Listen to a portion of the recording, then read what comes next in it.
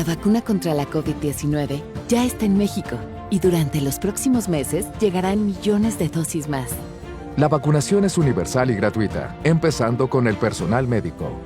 Es momento de esperanza y tu ayuda es muy importante para enfrentar al coronavirus.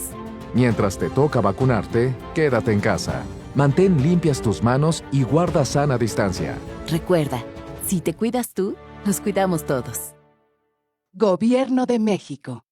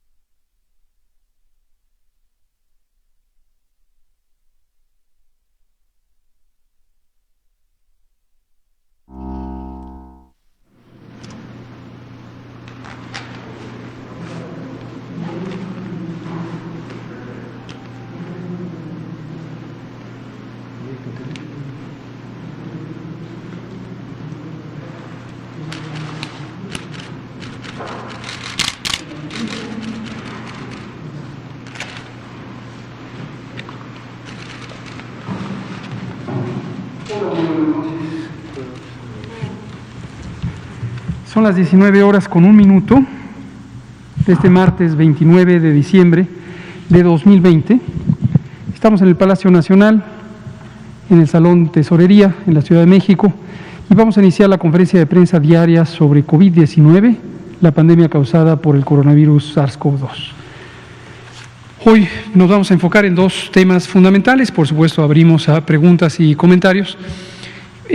Nuestro informe técnico, que en esta ocasión lo va a presentar nuestra colega, la doctora Aletze de la Torre Rosas, directora general del Centro Nacional para la Prevención y Control del VIH-Sida y otras enfermedades de transmisión sexual, conocido como SENSIDA, además de nuestra responsable principal del tema de control de infecciones en el operativo COVID, a quien ustedes conocen, ha venido en varias ocasiones. Ella es una especialista en medicina interna, infectología y en salud pública. Bienvenida, Aletze, como siempre. Entonces, la doctora Aletze va a presentar el informe técnico y yo voy a hablar de vacunas, la actualización de cómo va el operativo de vacunación contra el virus SARS-CoV-2 que inició el 24 de diciembre pasado, y estaremos informando ya periódicamente sobre el avance del programa de vacunación contra COVID-19. Doctora de la Torre, por favor. ¿Es con este? Siempre. Sí, toma. Como siempre me quedo sentada, de repente uno necesita cambiar un poco. Muy buenas tardes en su casa, buenas tardes a todos los que nos acompañan también el día de hoy. Y como parte del informe técnico, nada más como un recordatorio, el día de hoy es 29 de diciembre y estamos en el día 213 de la nueva normalidad. Este es el semáforo de riesgo epidémico que actualmente está vigente. Como ustedes saben, tenemos 5 entidades federativas en semáforo rojo, que es Baja California, la Ciudad de México, el Estado de México, Morelos y Guanajuato, quienes después de analizar sus tendencias decidieron tener este cambio al semáforo rojo y, como ustedes saben, con la finalidad de que se vea reflejado también en mejores resultados también para su población. Tenemos 22 estados en naranja, 3 estados en amarillo y 2 estados que se encuentran en riesgo bajo, que es en verde. Si me pasa la siguiente, por favor. También dentro de las entidades con mayor puntaje de semáforo naranja podemos hacer la distinción, y este es un llamado para las personas que viven en estas entidades para que extremen las medidas de cuidados. Recordemos que las epidemias se controlan desde la comunidad, y este es un llamado justamente a la comunidad de Sonora, Zacatecas, Guanajuato, Querétaro, Hidalgo, Aguascalientes, que continúen con esta parte del cuidado. Como saben, Guanajuato está ahora en rojo justamente como parte de estas estrategias del gobierno para poder tener una incidencia en los casos que se están presentando, pero nuevamente es importante hacer el llamado a la población que se cuiden, que cuiden a los demás, a sus seres queridos, y la mejor manera de hacerlo es siguiendo las recomendaciones de prevención de infecciones. Y en esta gráfica, que es la incidencia acumulada por semana epidemiológica, lo que nos llama la atención y tenemos que resaltar es el porcentaje de positividad. Este es un indicador muy importante que de lo que nos habla es de las pruebas que se hacen, qué porcentajes son positivas para SARS-CoV-2. Actualmente nuestro porcentaje de positividad es de un 41%, este quiere decir que de 10 personas que se hacen la prueba que tienen infección respiratoria aguda, 4 de ellas van a tener una prueba positiva. Recordemos que actualmente, además de las pruebas por PCR, se tienen las pruebas de antígeno en algunas entidades federativas, y lo que podemos observar en esta gráfica es cómo se ha evolucionado a lo largo de las semanas de todo este año estos casos y la positividad entre ellos. También es importante señalar que de estos la mayoría se encuentran ya sea en la categoría de personas confirmadas o bien casos negativos. Recordemos que existen varias infecciones, incluyendo virus, bacterias, que pueden causar el mismo síndrome clínico que genera SARS-CoV-2 o COVID-19. Esto quiere decir que existen también otros patógenos que afortunadamente también vamos a poder controlar con las mismas medidas que se controla SARS-CoV-2. Esto implica también influenza, implica otro tipo de bacterias, neumococo, entre otras. Si me pasa la siguiente, por favor. Y estos son los casos nuevos, los casos incidentes, que son aquellos nuevos casos que se reportan por semana, y como pueden observar, se ha reportado una disminución del 11%. Aquí siempre tenemos que tener cierto tipo de precaución, porque recordemos que conforme se va pasando la semana, pues van a haber nuevos casos, pero sí es fundamental señalar que estos casos estimados, pues se observa esta tendencia a la disminución, y de los casos activos, es decir, aquellas personas que han adquirido la infección, que se han diagnosticado en las últimas 2 semanas y que son capaces de transmitir la infección, son el 4% de estos casos acumulados. Entonces, es importante que nos cuidemos, que cuidemos a todos y que continuemos con esta parte de nuestras medidas de precaución.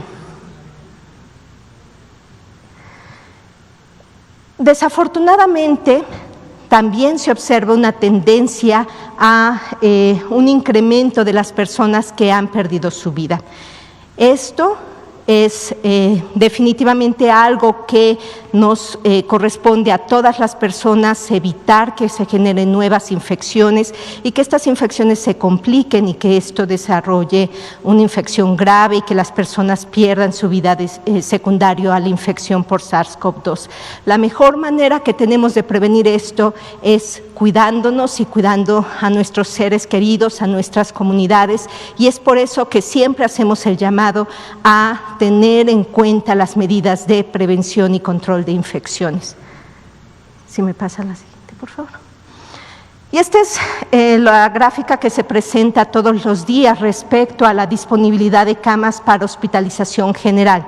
Esto significa que son camas con personal tanto médico y paramédico para hacer el cuidado de la persona de una manera integral, el oxígeno que requieren, la succión, todos los cuidados que se necesitan para una persona sin que se encuentre críticamente enferma y requiera ventilador. A esto se refieren las camas de hospitalización general y como pueden observar, las entidades federativas que tienen una mayor saturación en este sentido es Ciudad de México, Estado de México y Guanajuato, Baja California, y por lo tanto es un llamado nuevamente a que tengamos cuidado. Viene las fechas de fin de año y por lo tanto nuevamente el mensaje tiene que ser claro de cuidarnos a todos a nivel de la República. Muchas veces las personas que se encuentran en ciertas entidades federativas ocupan estos días para trasladarse. Hay que evitarlo para también disminuir la posibilidad de transmisión en otras localidades. Y estas son las camas disponibles con ventilador. Estas son para las personas que se encuentran críticamente enfermas y que requieren un ventilador para soportar la necesidad de oxígeno que requieren sus pulmones. Estas son las camas nuevamente las entidades federativas con una mayor ocupación en Ciudad de México, Estado de México y Baja California, y las diferentes entidades federativas han hecho un trabajo extraordinario de coordinación de todas las instituciones para asegurar que las personas que así lo requieran tengan una cama general o una cama con ventilador, y estos son los planes que desde el inicio de la epidemia se han llevado a cabo a través de la reconversión y la expansión hospitalaria y que continúan conforme continúe esta epidemia, y que es por esto tan importante seguir el pulso a la epidemia, dar información certera, tener esta comunicación a la población para que sepamos cuándo tenemos realmente que unirnos y que tener ciertas acciones adicionales para garantizar que todas las personas tengan acceso a camas en el momento de que así lo requieran. La forma de evitarlo también es a través de evitar las infecciones. Y en esta gráfica podemos observar que se tiene una tendencia nuevamente a nivel nacional hacia la alza en términos de la hospitalización diaria nacional, y bien aquellas personas que requieren un ventilador se ha mantenido estable realmente a lo largo de la epidemia. Y esto también es un llamado muy importante a la población. Muchas veces las personas les da miedo acudir a los hospitales, por el rumor de que existe que aquellas personas que se hospitalizan necesariamente van a estar o se van a requerir un ventilador mecánico, y esto, como vemos en esta gráfica, no es la realidad. La mayor parte de las personas se van a estabilizar con oxígeno, con tratamiento que se les da en estas unidades hospitalarias, y no van a requerir ventilación mecánica. Y estas personas que están en camas generales y que al final tienen una evolución adecuada, también lo que van a hacer es que se recuperen. Y entonces el llamado es muy claro. Cualquier persona que tenga datos de alarma, hay que acudir al hospital de una forma temprana. Entre más temprano se acuda, vamos a disminuir la posibilidad de progresión de la infección. Recordemos que la oxigenación temprana es una herramienta sumamente útil para disminuir el avance de la infección, y es un tratamiento que de forma oportuna puede disminuir que se incrementen el número de personas graves, que se incrementen el número de personas que requieren ventilación mecánica, y por lo tanto, si tienen datos de infección respiratoria y tienen sensación de falta de aire, si su corazón late muy rápido, si están con alteraciones del estado de alerta, quiere decir que se quedan muy dormiditos o que están de repente desorientadas las personas, si les cuesta trabajo respirar, independientemente de la edad, independientemente de si tienen o no alguna comorbilidad, hay que acudir a revisión para que se pueda establecer un tratamiento adecuado para las personas. Y aquellas personas que tienen infección respiratoria aguda y no presentan estos datos de alarma, pero son de algún grupo de mayor riesgo de complicaciones para COVID, incluyendo las personas adultas mayores, las personas con diabetes, con hipertensión, las personas con algún grado de inmunosupresión, como personas que viven con VIH, con CD4 bajos, las mujeres en el periodo de puerperio después de tener a sus bebés, hay que acudir a que la revisen simplemente para poder garantizar que su estado clínico es adecuado y tener un seguimiento estrecho de estas personas y evitar que se compliquen. Y bueno, el mensaje es: cuidémonos todos. Y el cuidarnos significa también estar cuidando a las y los trabajadores de la salud que están día, tarde y noche, las 24 horas, los 7 días de la semana, desde el inicio de la pandemia, cuidándonos. La forma de corresponder a ese amor, a ese cuidado que nos brindan, a realmente garantizar que su trabajo es reconocido, es a través de nuestras acciones como población, mantener nuestra sana distancia, ventilar nuestra casa. Recordemos la forma de transmisión de SARS-CoV-2 y que esta vía puede ser disminuida, la concentración de estas gotitas en el aire a través de una ventilación adecuada, ya sea en casa, lugar de trabajo, cuando nos transportemos también, usar el cubrebocas correctamente. No es nada más traer el cubrebocas y ponérnoslos en la barbilla, tiene que cubrir perfectamente nuestra nariz, nuestra boca, tiene que ser tricapa, lo tenemos que lavar diariamente, lo tenemos que cuidar y colocarlo de una forma adecuada. Recordemos, toda esta información está en la página del coronavirus. No nos toquemos las partes húmedas de la cara, los ojos, la nariz, la boca, hagámonos higiene de manos, pues evitemos tener cualquier tipo de reuniones o aglomeraciones para seguirnos cuidando todas y todos.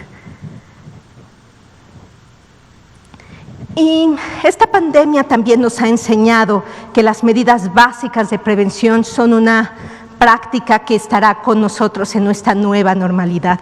Mantener nuestra sana distancia, la higiene de manos es fundamental. Cuando podamos hacerla con agua y jabón hay que realizarlo, y si no, utilizar alcohol en gel, verificar la concentración de que sea arriba del 60%, nuestro cubrebocas de acuerdo a las especificaciones antes comentadas, y si se llega a estornudar o a toser, utilizar la etiqueta respiratoria y cubrir nuestra boca, aunque traigamos el cubrebocas con la parte interna de nuestro codo. Por amor a la vida nos cuidamos. Por amor a la vida, a nuestro prójimo, a nuestra comunidad, hay que seguirnos protegiendo y hay que vacunarnos cuando sea nuestro momento. Le cedería ahora la palabra al doctor Hugo López-Gatell. Muchas gracias, doctora Letze de la Torre.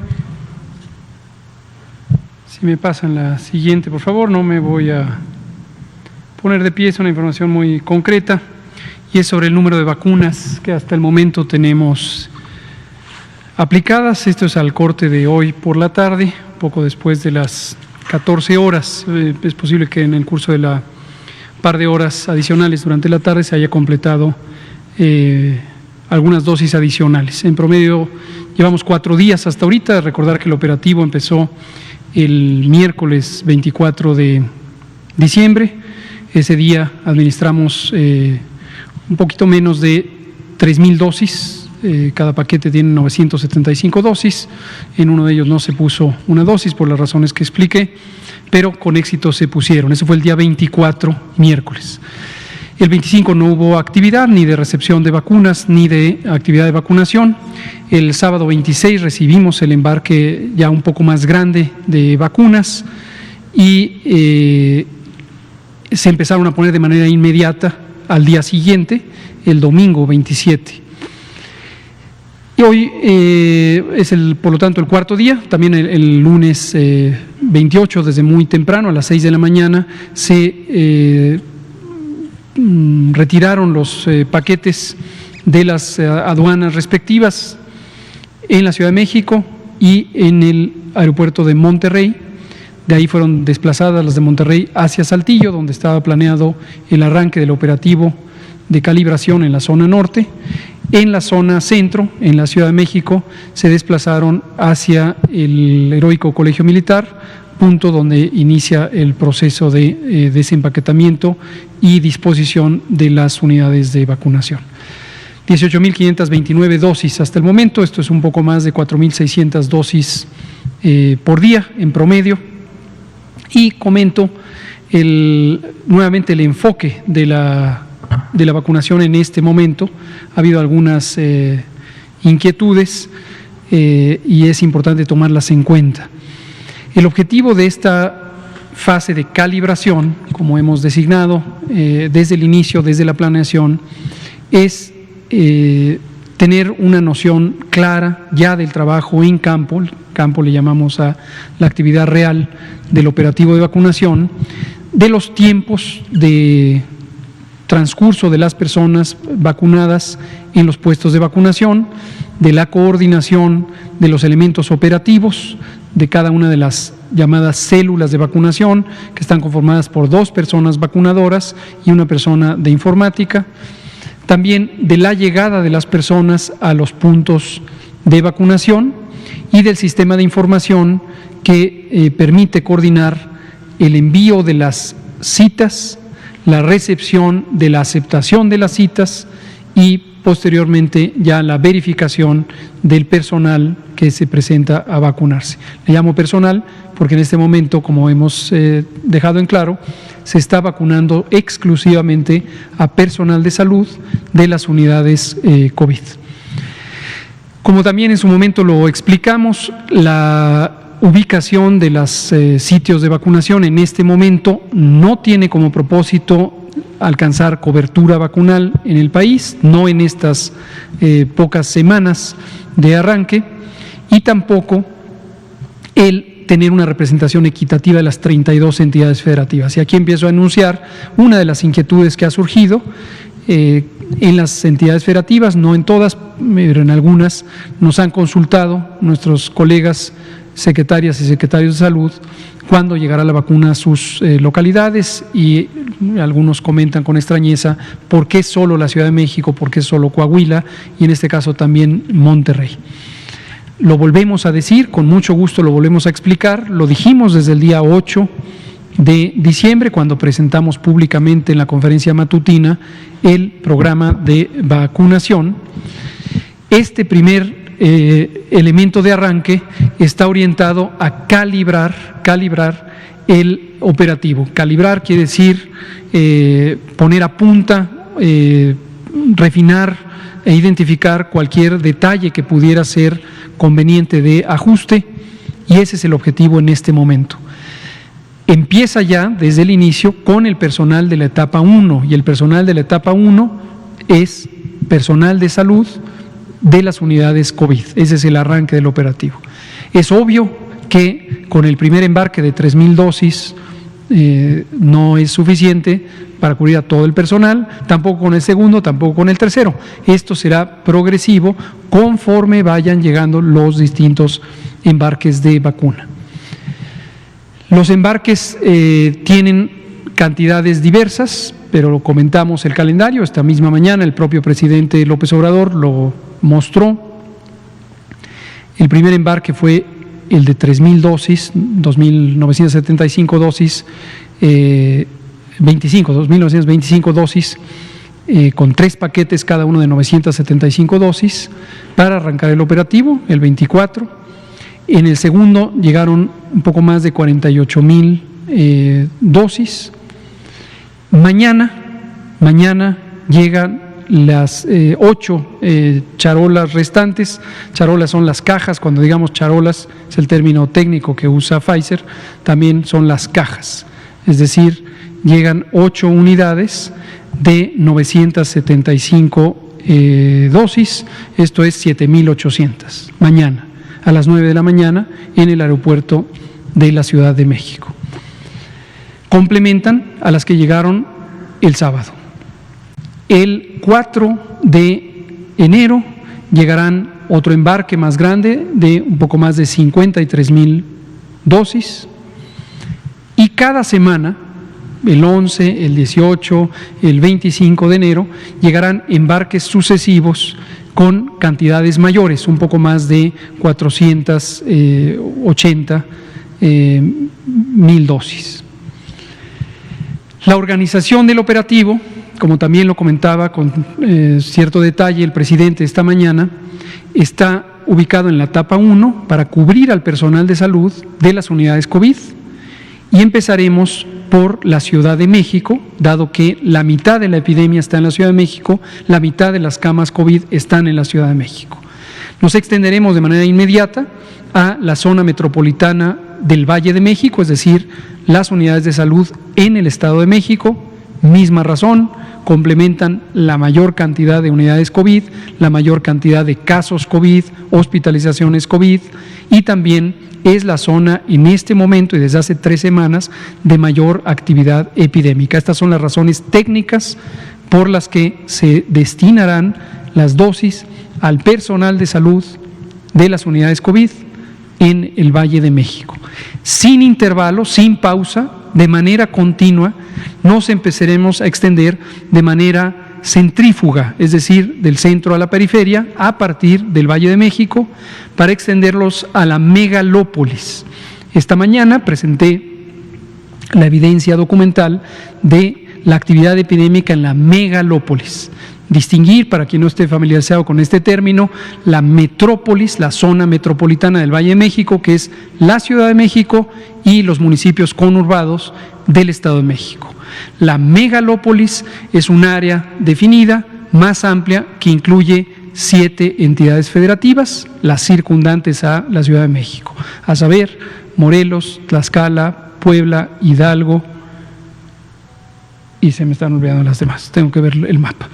Pero en fin, es la zona más amplia, que está definida porque tiene una relación tanto de vecindad geográfica como de movilidad de personas. Hay personas que residen permanentemente en Pachuca, Hidalgo, por ejemplo, y vienen todas las mañanas a trabajar a la Ciudad de México. Por lo tanto, se comporta como si fuera una sola zona de residencia, una sola zona de asentamiento humano. Entonces, extenderemos lo mismo, seguiremos en personal de salud de las unidades COVID hasta la megalópolis, y aproximadamente en el embarque que llegará el 18 de enero ya será suficiente para expandirnos a los estados restantes. Simultáneamente, y aquí queremos dejar una vez más en claro cuáles son las entidades federativas prioritarias de vacunación COVID, las 32. Hay 32 entidades federativas prioritarias. Las 32 son igualmente prioritarias. Por razones técnicas y atendiendo a criterios del manejo técnico de la epidemia que estamos comentando, empezamos y nos distribuimos de esa manera. Estimamos que con la cantidad de dosis que recibiremos de la vacuna de Pfizer-BioNTech durante el mes de enero, las que ya recibimos ahora en diciembre y las que recibiremos durante el mes de enero, serán suficientes para cubrir a el personal de salud, todo el personal de salud. Y en un traslape y sin interrupción, sin intervalo, tal como vayan llegando los distintos embarques de dosis, empezaremos la fase 2. La fase 2, todo esto lo comentamos desde el día 9, todo esto está presente, 8 de diciembre, todo esto está presente en el documento público del documento rector de la política de vacunación contra SARS-CoV-2. Sin interrupción, sin dilación, empieza la fase 2, cuyo objetivo es cubrir a la población adulta mayor. Empezaremos por las personas de mayor edad y enseguida las que van teniendo menor edad. Para dejarlo claro, 80 y más, 70 a 79, 60 a 69, 50 a 59, 40 a 49 y así sucesivamente. Y estas son las fases 2, 3, 4 y 5, los distintos intervalos de edad. Además, se cubre a la población que tiene comorbilidades. Esta es otra de las inquietudes, todas completamente legítimas, pero es importante que aprovechemos esta conferencia de prensa para esclarecer cualquier inquietud que pudiera haber. Usted es una persona que tiene quizá 48 años y padece diabetes, obesidad e hipertensión, y usted tiene la inquietud de que se vacunará a una persona adulta mayor de 84 años que no tiene ninguna de las condiciones de salud que usted tiene. Y seguramente usted aprecia con inquietud por qué no se le vacuna a usted y se está vacunando a un adulto mayor de 84 años que no tiene comorbilidades. El Grupo Técnico Asesor de Vacunación, que hemos presentado públicamente, hizo diversos análisis epidemiológicos y modelaciones matemáticas, pensando en optimizar el uso de las vacunas. Revisaron los planes preliminares de vacunación, el que recomienda el Grupo Asesor Estratégico de la Organización Mundial de la Salud, que será discutido en la propia organización el próximo 5 de enero. También se revisó los planes ya públicos de algunos países y los abordajes han sido semejantes en los distintos países. Una de las prioridades, que es la que también tenemos en México, es reducir la mortalidad. La mortalidad.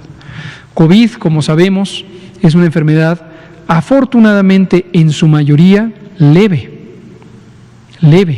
Si tomamos 100 personas con COVID, más de 85 de ellas tienen una enfermedad leve. Algunas de ellas, cerca de 10, tienen una enfermedad suficientemente importante para necesitar hospitalización.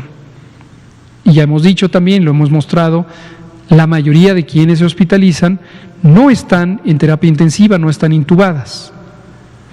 Y una minoría que ha variado entre países y ha variado a lo largo del tiempo, pero en general va entre 2 al 5%, tiene una enfermedad suficientemente grave, está en terapia intensiva, está intubada. Y desde luego con el mayor riesgo de morir. Y esto es lo que interesa, por razones obvias, disminuir la mortalidad. Entre los análisis matemáticos y epidemiológicos que hizo el Grupo Técnico Asesor, identificaron que la estrategia orientada prioritariamente o inicialmente a personas adultas mayores es la que tiene el mejor rendimiento de reducción de la mortalidad. Cuando se logra con ese diseño cubrir al 20% de la población a vacunar, que en el caso de México es toda la población del país, se logra ya una reducción de 80% en la mortalidad. 20% de cobertura, reducción de 80% de mortalidad. Se evita 80% de las muertes cuando se cubre tan solo al 20% de la población si se inicia con personas adultas mayores. Regresando a la inquietud que tiene usted, que tiene algunas de estas comorbilidades pero no tiene edad avanzada, esta es precisamente la explicación o una de los componentes de la explicación.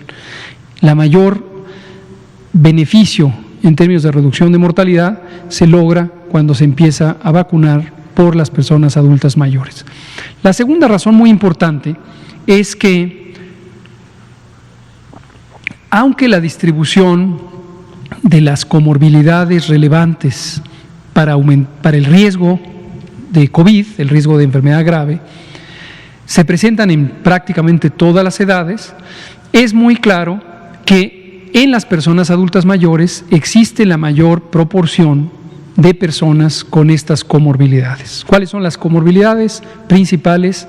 Diabetes, hipertensión, obesidad extrema y otras como los cánceres en tratamiento, la enfermedad pulmonar obstructiva crónica, la enfermedad cardíaca crónica, el tabaquismo mismo, etcétera. Entonces, insisto, estas condiciones se presentan en todos los grupos de edad, o casi todos, pero son en mayor frecuencia en personas adultas mayores. De tal suerte que al vacunar personas adultas mayores, se cubre también a las personas con comorbilidades. con todo el grupo de edad de 60 y más, ya se contempla más de 45%, un poco más de 45% de las personas que tienen diabetes e hipertensión. Esto quiere decir que ganamos simultáneamente cobertura en personas adultas mayores y en personas con comorbilidades. Por supuesto, y regresando a su inquietud, usted que tiene 54 años o 48 años y comorbilidades, no le cubre a usted todavía, porque usted tiene menor edad y tiene comorbilidades. Reiteramos, para cada uno de los grupos de edad, tiene prioridad en términos de tiempo, todos son importantes, pero en términos de tiempo, se empieza por personas que tienen comorbilidades. Tomemos un ejemplo concreto, personas de 60 a 69 años. Hay dos grupos dentro de ese mismo intervalo de edad, quienes tienen comorbilidades, quienes no tienen comorbilidades. Se empezará prioritariamente para ese segmento de edad en personas de 60 a 69 que tienen comorbilidades. Y después, personas de ese mismo grupo de edad sin comorbilidades. Y así progresivamente a todos los grupos de edad. Recordamos también que personas menores de 16 años, por el momento, no pueden ser vacunadas, ni con la vacuna de Pfizer, posiblemente con ninguna de las otras vacunas que en su momento llegarán a México. ¿Por qué razón? Porque por razones éticas de la investigación en salud, las personas menores de edad no deben ser en ninguna parte del mundo incorporadas en los ensayos clínicos iniciales. Los ensayos clínicos, lo hemos comentado también, son los estudios de investigación que se hacen en decenas de miles de personas como punto final después de las fases clínicas 1 y 2 y después de toda la fase de investigación preclínica para corroborar la seguridad y la eficacia de las vacunas. Pero aún hay otro elemento de seguridad para las personas menores de edad que ha estado establecido en la ética de investigación biomédica desde hace décadas en todo el mundo. Y es este estándar: en los ensayos clínicos iniciales no se incluyen menores de edad. Tampoco se incluyen personas embarazadas, mujeres embarazadas. Al no existir evidencia científica de la seguridad y la eficacia en menores de edad y en mujeres embarazadas, no se puede utilizar la vacuna en ellas, en estas personas. Inquietud legítima de usted que está embarazada, de usted que tiene 16 años, o 15 o 14, o tiene un hijo con esta edad. ¿Cuándo le va a tocar entonces a mi hijo? ¿Cuándo le va a tocar a mi pariente embarazada? Es muy probable que en la segunda mitad de 2021 diversas compañías productoras de vacunas COVID asociadas con centros de investigación para los ensayos clínicos empiecen a completar ensayos clínicos secundarios. Secundarios, lo único que quiere decir es adicionales al ensayo original, al ensayo de arranque, en los que ya se contemplan estas poblaciones que al inicio no son incluidas en el ensayo clínico. Pongo un ejemplo: Pfizer ya está considerando ensayos en menores de edad, Janssen ya está considerando ensayos en menores de edad, de hecho en México, en el segundo caso, el caso de Janssen, y varias otras compañías, AstraZeneca seguramente lo hará, y todas las demás. En el momento en que se tenga evidencia de la seguridad y la eficacia de la vacuna en estas poblaciones, entonces se reevaluarán solicitudes de autorización de uso. En su momento, si la evidencia es convincente de que son productos seguros y eficaces, se les darán estas autorizaciones y se procederá a el uso en menores de edad y en mujeres embarazadas. Ahora, la buena noticia para tranquilidad de las personas menores de edad y de las mujeres embarazadas es que a lo largo de la epidemia de COVID-19 se ha verificado, se ha puesto de manifiesto que las personas menores de edad tienen un riesgo sustancialmente menor de complicaciones. Desde luego, puede existir personas menores de edad que tengan complicaciones, pero en su enorme mayoría tienen un riesgo bajo. Y lo mismo el embarazo, aunque al inicio de la epidemia el Gobierno de México, nosotros mismos enfatizábamos nuestra preocupación de que las mujeres embarazadas pudieran tener un riesgo mayor que las no embarazadas, tal como ocurre en la influenza. Afortunadamente no es el caso para COVID-19. Las mujeres embarazadas no tienen un riesgo especialmente alto comparadas con las personas, mujeres de la misma edad que no estén embarazadas. Entonces, esta es la situación en general. Iremos informando en todo momento del avance. Nos parece que es sumamente positivo entrar a esta nueva etapa del control epidémico. Hay varios países que ya en el curso de esta semana incorporaron la vacunación. Hay regiones como la Unión Europea que incorporaron ya la vacunación unos pocos días después de México, y consideramos que es positivo tenerlo en el país y que otros países también lo tengan. Falta todavía muchos elementos de oportunidad, por ejemplo, la llegada de otras vacunas, de la vacuna de CanSino, con la que México ha contratado ya el abastecimiento de entre 10 hasta 35 millones de dosis, que en este caso particular una dosis es igual a una persona, porque es un esquema de una sola dosis. Estaremos trabajando con el gobierno chino y con la empresa CanSino para revisar, cuando así lo presenten, la documentación de sus ensayos clínicos. Como se conoce, en México hay unos centros de investigación para el ensayo de CanSino, que al momento ha estudiado o reclutado y están en seguimiento un poco más de 9,000 personas. Poco más de 9,000 personas. Y en su momento lo ha comprometido CanSino para que ocurra en la primera semana de enero, es decir, la próxima semana.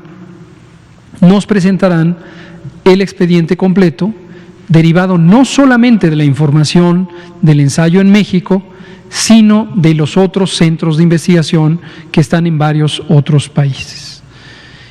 Lo evaluaremos y ojalá, esperamos, la evidencia indique que es un producto seguro, que es un producto eficaz, para que entonces podamos incorporar el uso de la vacuna, que ya está contratado, y si fuera el caso, tendríamos 2 millones de dosis de CanSino en enero, 3 millones en febrero, 3 millones en marzo.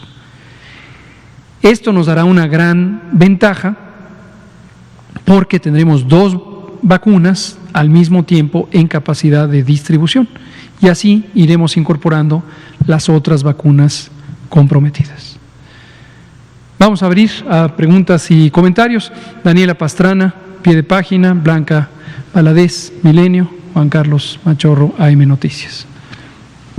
Gracias, doctor. Buenas noches. Sí, una es la de...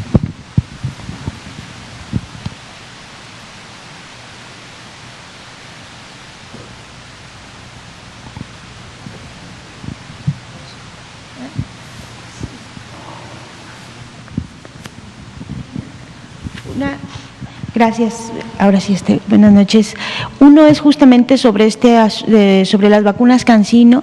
Hoy hubo una información relacionada con la población de 45 a 60, un estudio que estuvo circulando que dice que las personas de 45 y 60 o más produjeron respuestas inmunes débiles, ¿no? Entonces, quería preguntarle qué información tienen ustedes sobre esto, si eso estaría y qué implicaciones implicaciones tendría en este esquema que nos acaba de decir.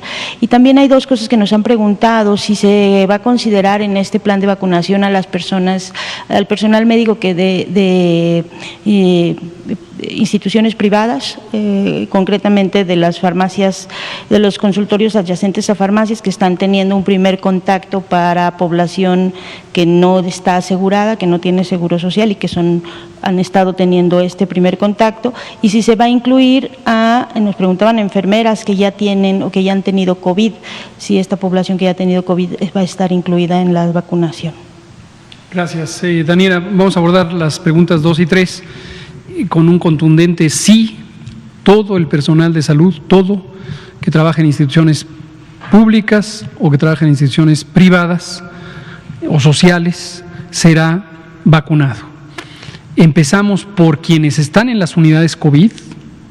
Hay poco menos de 1,000 unidades COVID, son 980 y tantas unidades COVID, que están plenamente identificadas. Estas unidades COVID, en todos los casos, las opera y son propiedad del Gobierno de México o de los gobiernos de los estados, porque son las unidades de salud de los sistemas estatales de salud. Pero en todos los casos, esta es la prioridad.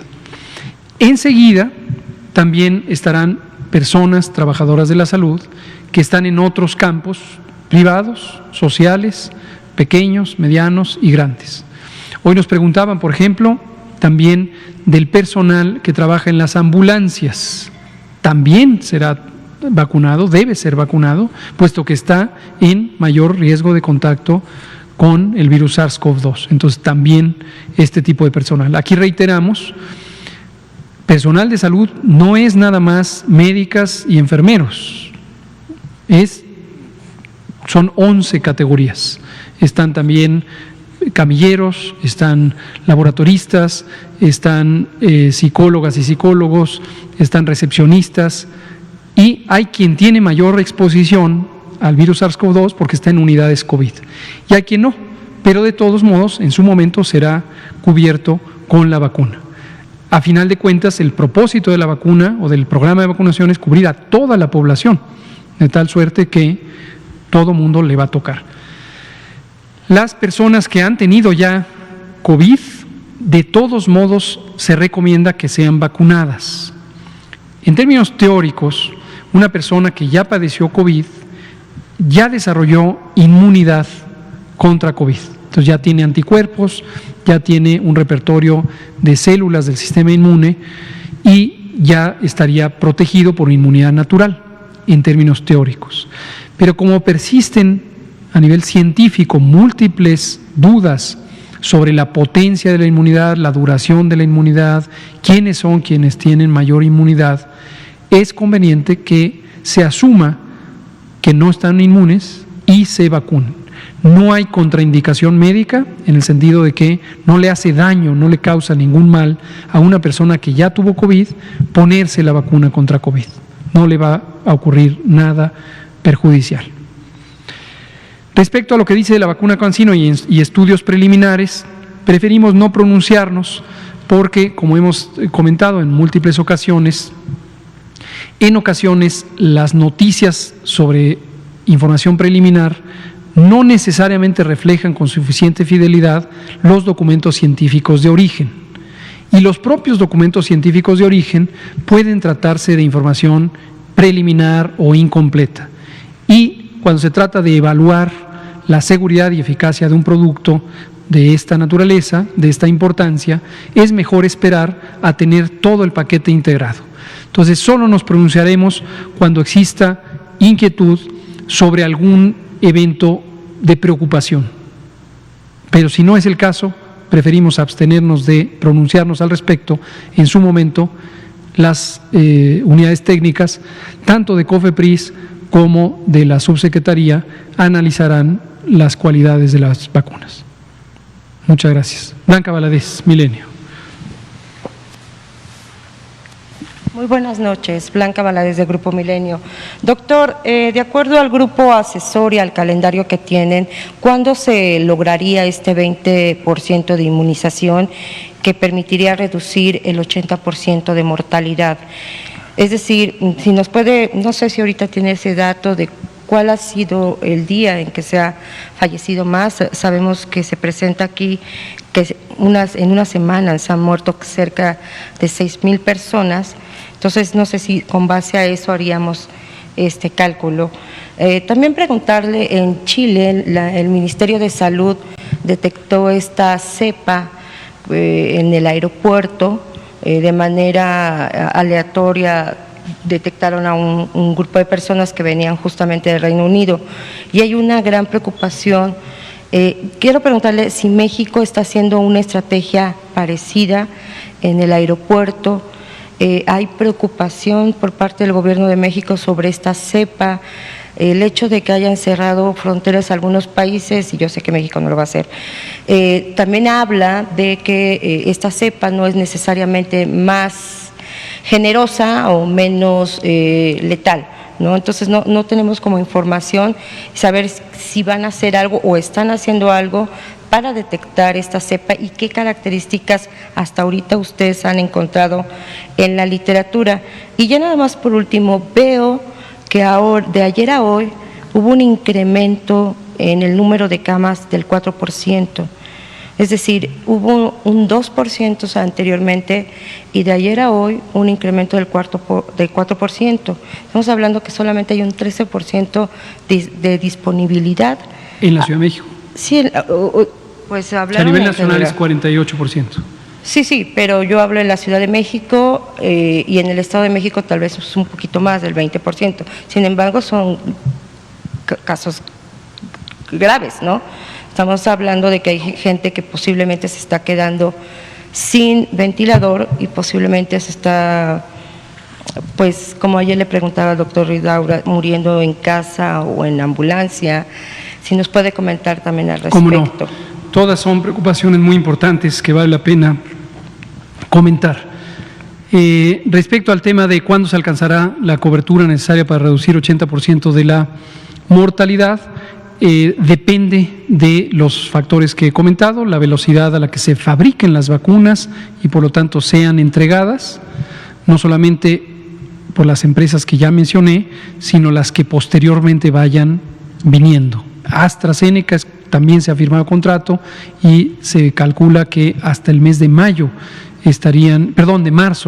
estarían surtiendo en el caso de México. Entonces, de momento no quisiera vaticinar una fecha específica en la que se alcance esto, porque depende de todos estos factores. Sobre la cepa, en realidad no es una cepa, es un tecnicismo, pero se llama una variante, y esta variante se caracteriza por múltiples mutaciones. Estamos hablando de la que fue detectada en el Reino Unido en septiembre, o en casos de Reino Unido en septiembre, y que fue notificada apenas hace una semana y media a la Organización Mundial de la Salud. Estamos hablando de esta, porque han aparecido múltiples variantes, múltiples variaciones genéticas del virus SARS-CoV-2, y algunas de ellas las hemos comentado aquí. ¿Cuándo surgió la comunicación que hizo el gobierno del Reino Unido a la Organización Mundial de la Salud? Se comentó, o le comentó en el informe oficial, que se había identificado un 70% más de transmisibilidad de esta variante. La variante se llama variante en investigación, BOI por sus siglas en inglés. La Organización Mundial de la Salud y el Centro de Control de Enfermedades de Europa, entre otros organismos de salud pública internacionales, hicieron una evaluación rápida de riesgos. Y algunos de los elementos que pudieran ser de preocupación, que los hemos comentado en otras ocasiones, son la posibilidad de que una variante genética del virus SARS-CoV-2 pudiera tener mayor virulencia, es decir, capacidad de daño, que pudiera tener mayor capacidad de evadir el sistema inmune, es decir, que no haya personas previamente infectadas con respuesta inmune ya no puedan defenderse de ella y tengan infección, o que cause mayor letalidad, que es la forma extrema de la virulencia, entre otras inquietudes. Hasta el momento no hay evidencia de que sea así, Y respecto a la propia estimación de transmisibilidad, en la evaluación de riesgos hay consideraciones de que podría ser explicado porque las personas en quienes se detectó este virus, esta variante, son personas que en su momento tuvieron importante movilidad y son personas jóvenes. También por eso al inicio había una sospecha de que la variante podía afectar prioritariamente a personas jóvenes. Entonces, en resumen, no hay evidencia todavía sólida sobre estas características. Respecto a cerrar o no las fronteras o los aeropuertos, los viajes internacionales, comentamos la semana pasada, pero lo volvemos a comentar con mucho gusto, que la Organización Mundial de la Salud, con base en estos análisis de riesgo, los propios y los de las agencias de salud pública de otras zonas, como la europea, desaconseja, este es el término técnico usado por la Organización Mundial de la Salud, desaconseja el cierre de fronteras terrestres, aéreas o marítimas. Y las razones principales son dos.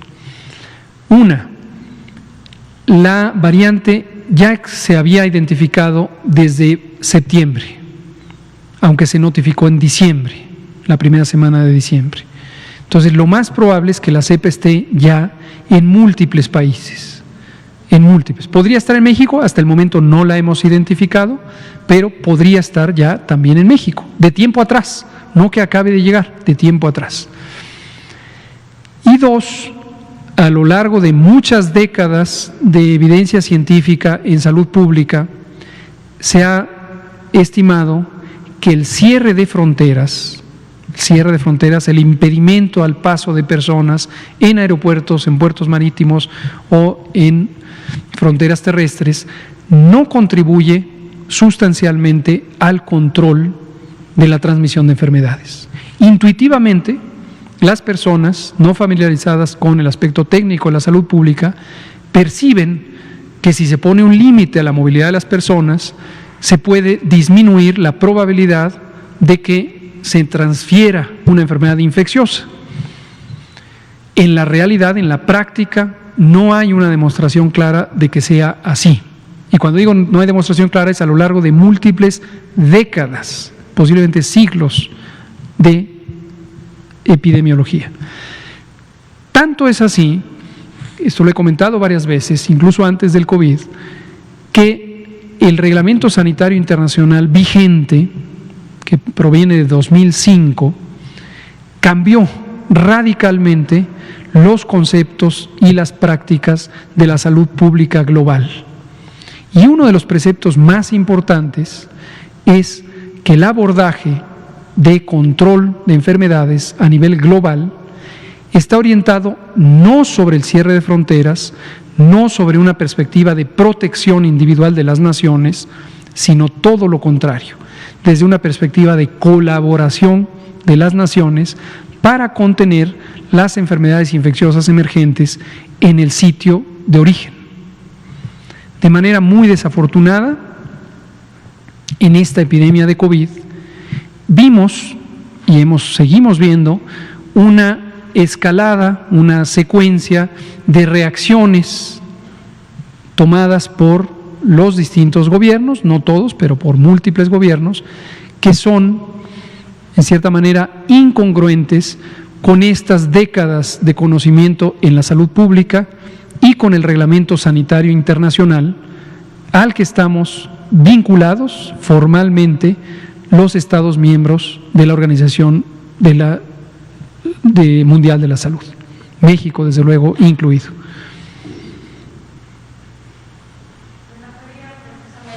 ¿Van a hacer estrategias como lo que está haciendo el Ministerio de Chile? No. Que en el aeropuerto… La respuesta es no, por lo que estoy explicando.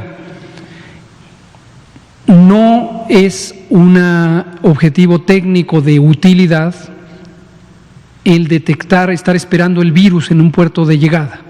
Me queda claro que intuitivamente quien no está familiarizado con la salud pública pudiera ver lo lógico, como si el virus pudiera encontrarse y lo detengo. La probabilidad de que el virus se introduzca y sea detectable oportunamente con una estrategia así de verificación de personas viajeras en las que se les hagan quizá pruebas y entonces se detenga y se pueda hacer la secuenciación genética en tiempo oportuno para decir ya no entre al país, no es factible, no es factible, no es un mecanismo útil, técnicamente hablando, para inhibir la llegada de una variante genética. Pero además, como lo dije al principio y lo hemos dicho repetidamente, y lo dice la Organización Mundial de la Salud, y lo dice el Centro de Control de Enfermedades de Europa y múltiples agencias de salud pública internacionales, no hay evidencia de que esta variante en particular represente una amenaza adicional a la salud pública, más allá del hecho de que estamos en medio de una pandemia.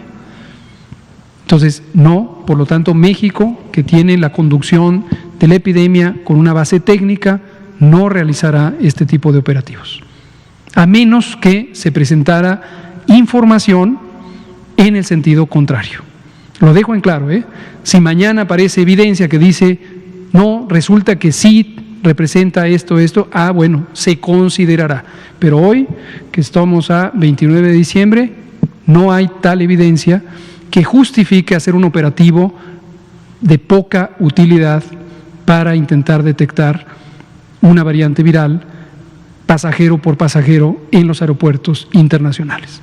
Lo que sí hacemos y seguiremos haciendo, que ya lo hemos explicado aquí, es la vigilancia de variantes genéticas. México desde 1954, a través del INDRE, nuestro muy querido Instituto de Diagnóstico y Referencia Epidemiológicos, INDRE, participa en la red global de vigilancia de infecciones respiratorias, mayormente orientada a influenza, pero hoy convertida en una red global de múltiples patógenos respiratorios. Y como parte de esa red tenemos un excelente departamento de biología molecular. Vino aquí una vez el doctor Ernesto Ramírez, a quien respetamos y apreciamos mucho, y explicó la metodología que usa el INDRE para hacer una vigilancia permanente de variantes genéticas de virus respiratorios. Y eso lo vamos a seguir haciendo. Hasta el momento no hemos identificado esta variante en México. Cuando la identifiquemos, si es que la identifiquemos, lo comentaremos por ser un asunto de interés público y desde luego lo informaremos a través del Centro Nacional de Enlace para el Reglamento Sanitario Internacional a la Organización Mundial de la Salud.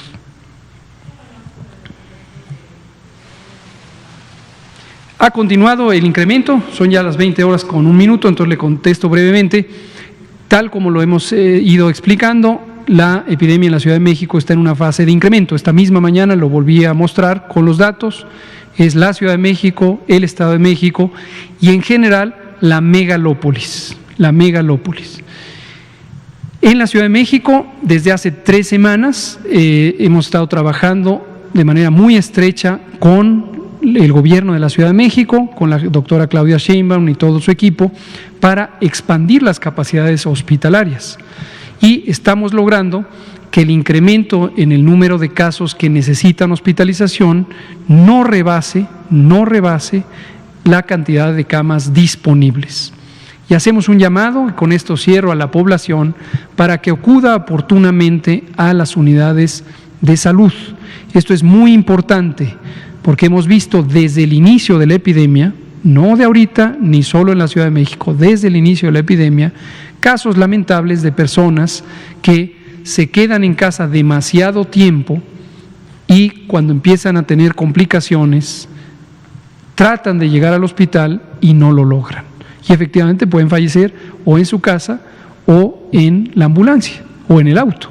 Y esto es muy triste y muy dramático. Entonces, insistimos y pedimos ayuda a ustedes, comunicadoras y comunicadores, para alentar a la población a que acudan tempranamente a las unidades de salud. Es el mecanismo con el que se puede salvar la vida. Muchas gracias, Juan Carlos, quedamos para mañana. Son las 20 horas con 2 minutos. Muchas gracias. Nos vemos mañana 30 de diciembre.